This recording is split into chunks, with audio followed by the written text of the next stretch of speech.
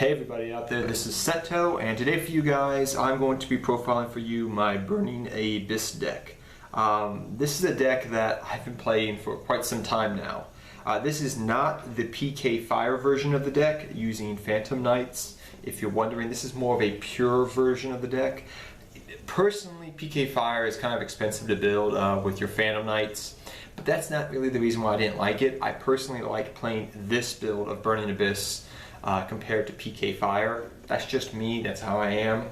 But PK Fire is a good deck, so I'm not dissing that deck or saying it's a bad way to play the deck. I'm just saying, personally, me as a player, I prefer playing this version of the deck with a little bit more traps and whatnot. But that's beside the point. So without further ado, guys, we'll get into the deck. It's pretty straightforward.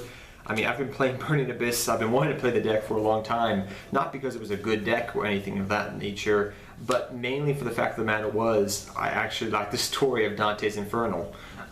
It's an epic poem. If you don't know about it, read it. It's really awesome, and I've always loved the artwork of VA. That's originally why I picked up the deck. I just said it's a great deck. It's a good artwork deck.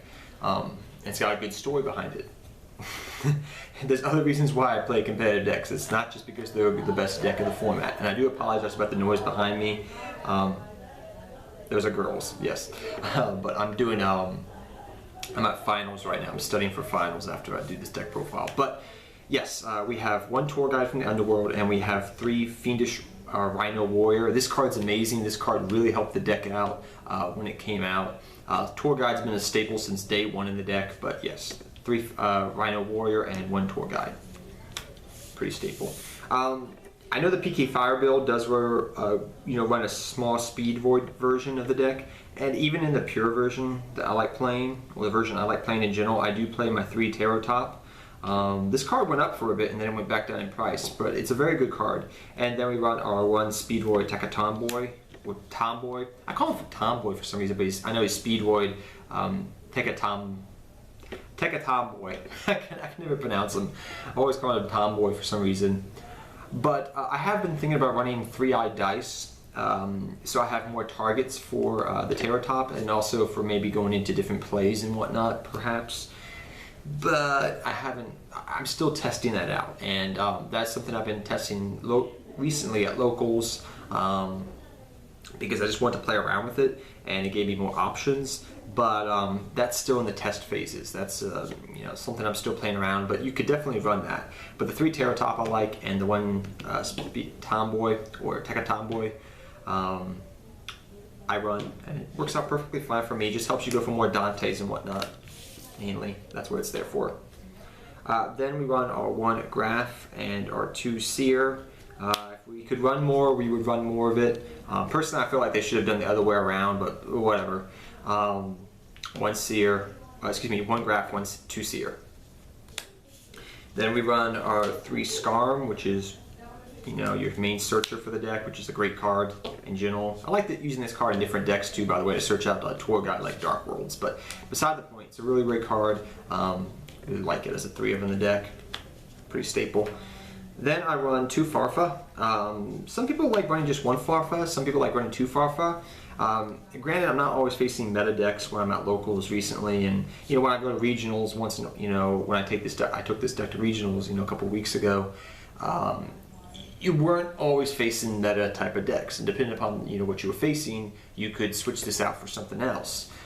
So what I'm trying to say is, I like the 2 Farfa because it gives me more versatility, and that's one of the reasons why I like running 2 Farfa over running maybe one of the other ratios of the 1-ofs like running. I've seen people run 2 Barbar before, which is something one of my friends at locals has done. It's up to you. Different players have different playing styles. What can I say? But I like the double Farfa. Then I run a lot of 1-ofs. You run Alec, you run Cowburn, you run Libic, and your Barbar, as well as your 1 Rubik. For your tuning plays, to go into Virgil, and just for other good things you can do. Really comes in handy. Some of these you run because of Beatrice, because you can dump things on your opponent's turn and get Beatrice's effect off and just do some crazy shenanigans. I forget which one it is off the top of my head, but I added it into deck because you could do things with Beatrice, and that's the really cool thing about Beatrice and the versatility Beatrice gives to the deck. really, which is really nice. Then next up, I run 2 Max Cs. A lot of people like running 3 Max Cs, and like I will say this, ever since Max C came out, I've never really liked running 3 Max Cs. Originally, I did run 3, but when you're drawing a Max C into a Max C, it's kind of like, you know, that feeling. You run it because you're facing against combo-oriented decks that are going to special summon a lot. Side note to newer school players out there that like running Max C. The original deck Max C was made to counter against was actually 6 Samurai, if you didn't know. That's why it came out in Storm of Ragnarok. Little note, if you did not know. Now you know. Now you've learned some stuff for the day, guys, right? Next up, we run... Oh, excuse me, I got some of my cards mixed up. 1 Regeki, good card still. 1 Upstart, 1 Foolish Burial. Then we'll go into some 2-ofs. Pretty much Foolish, great card, dump your stuff, get effects off. Upstart Goblin, yeah, it's at 1, but it's still a good card. Why wouldn't you run in it? I mean, just draw a little bit deeper into your deck, it's fine. Regeki, just a good solid card over round. I mean, depending upon, it's non-targeting, it's really nice. If you don't want to run it, you could take it out for things like Torrential Tribute, which I sometimes side deck into game 2, or just I take it out depending upon the deck I'm facing for side deck cards, which I don't have my side deck on me currently, but it always changes, and that's player preference I always find. Next, for my other spells I run 2 Allure of Darkness because Allure is at 2. I have considered maybe bumping up Leviair to 2 of in the deck because it's so easy to go for. So you banish your Burning Abyss monster, then you bring it back. So it's just another way you can do something, and then you can maybe overlay the Leviair with going into Magical Scientist. It's just some little things you can do that are really nice with Leviair and Magical Scientist, and just going for different combo plays. But saying that, you gotta watch out what you're doing on that play because sometimes it can backfire on you depending upon your field. There's only certain situations it's good in because otherwise your Burning Abyss monster is going to blow up himself. So, yeah, just gotta say that. And 2 Twin Twister, great card in this deck. I know a lot of people like running 3 of in the deck because you get more effect. You get benefits off discarding the card, but I would always say side the 3rd one, which I have done. Don't main deck 3. There's no really reason to unless you're going to face against a lot of back row. Pendulum decks at the moment are really not a big thing, and that's what main reason we used to run 3 Twin Twister, and I did that too. Unless you're facing, you're going against in competitive play more.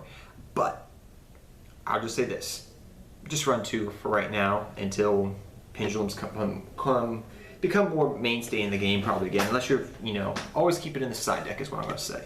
But the 2 Allure and the 2 Twin Twister, like I said, the Leviair play is kind of nice, but you just got to watch how you're doing it though. You don't want things to backfire on you. Then for traps, we run our 2 Traveler of the Burning Abyss. Used to love running this card as a 3 of in the deck for a long time, but now I prefer running it as a 2 of in the deck. Really good card though still.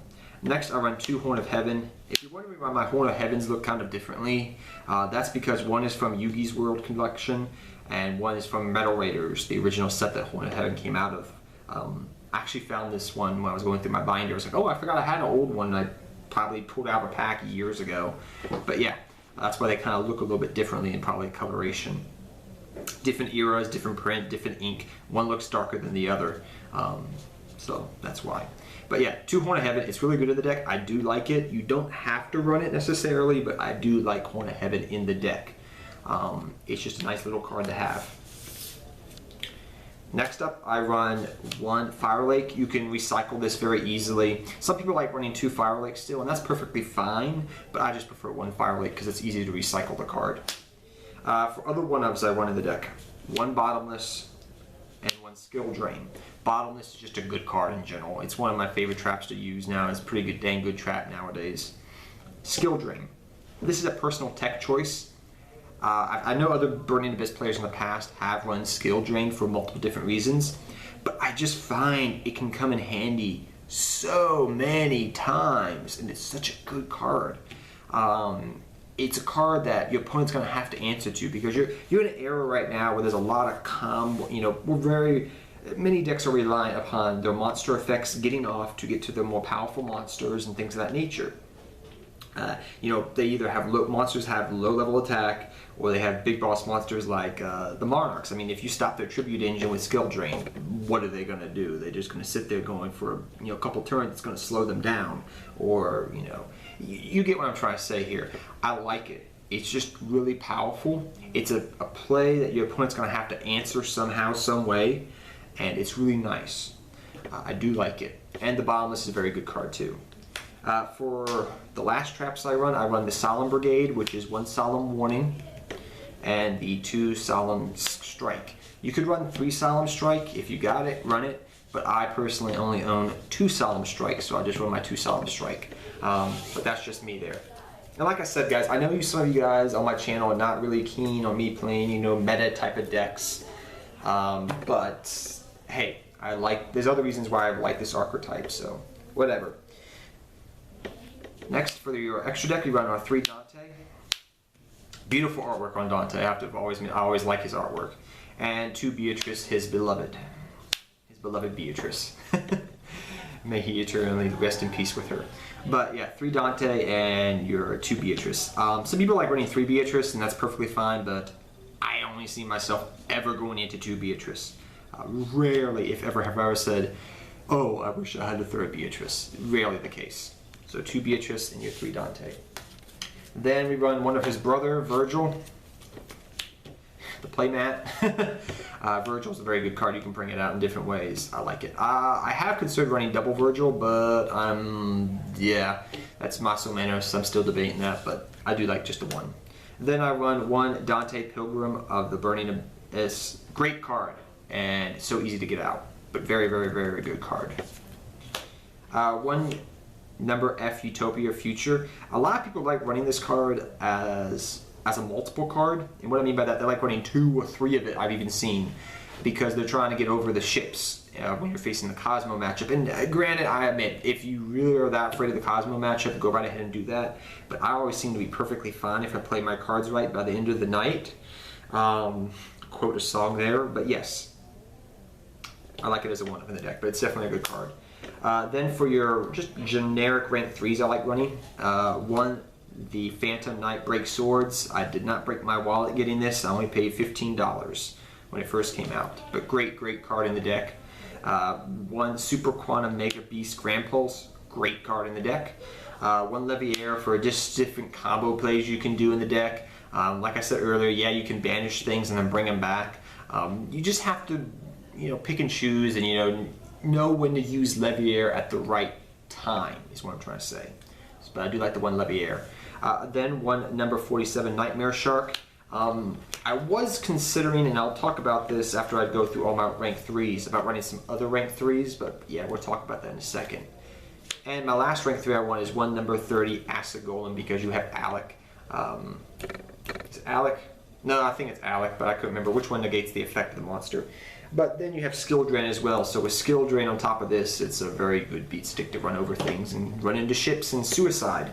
Other things I had considered running, but I decided not to, is another double Leviair in the deck, but I decided not to do that. Mecha Beast Engineer. These are just cards that just did not make the cut, and I'm still testing because Shining Victories is coming out officially this coming week.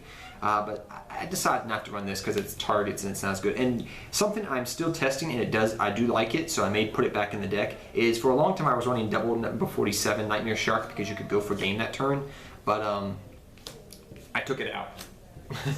Because instead I decided to run, because I found it was more useful to me in current matchups. That was facing against double Downer Magician I went back to, like the old days, so you could, do your level 3 effect and then overlay with the Downer Magician and attack over something. You don't have to run the double Downer Magician. You don't even have to run Downer Magician.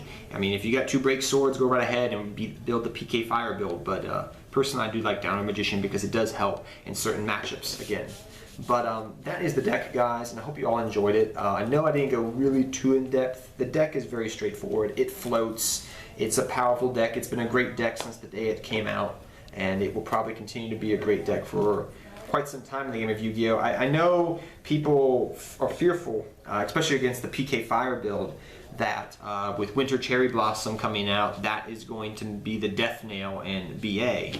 Only time will tell. Granted, at this time of doing this video, you know, Shining Victories hasn't completely dropped yet. It's coming out this Saturday officially, I believe it is, with this Friday night. So, I mean, we'll have to wait and see how it pans out. But either way, the deck is going to be good. It's a good deck. It's a solid deck. And if you play your cards right, you can win against multiple matchups, and it can be a great deck.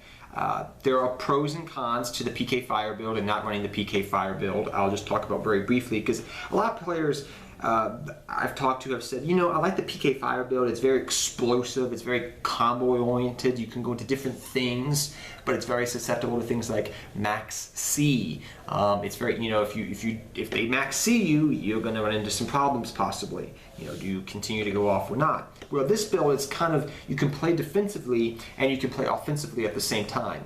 But granted, I mean, I've played with both builds, and like I said, there's pros and cons to each. Different players like playing their decks differently. Personally, I like playing this version of the deck. But yeah, that's just me. Till next time, guys, take care. Have fun dueling. Good luck dueling. And I'll see you guys next time. And I hope you enjoy this deck profile. And don't worry, guys, I got some more casual decks if you prefer casual decks that I'll be uploading in the next couple of weeks. This is probably the last meta-based deck I'm going to do for a bit. But I just wanted to profile them for you guys because I play these decks a lot. For multiple different reasons. But till next time, guys, take care, everybody, and good luck dueling to all of you.